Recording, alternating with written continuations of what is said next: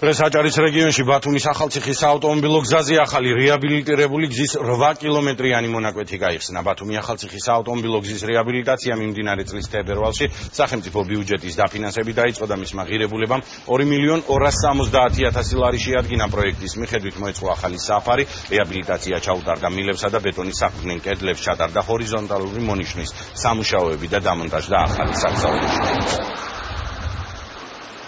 50-მდე დასაქმებული ადგილობრივი პირი იყო დასაქმებული, რაც შეეხება თვითონ გზა.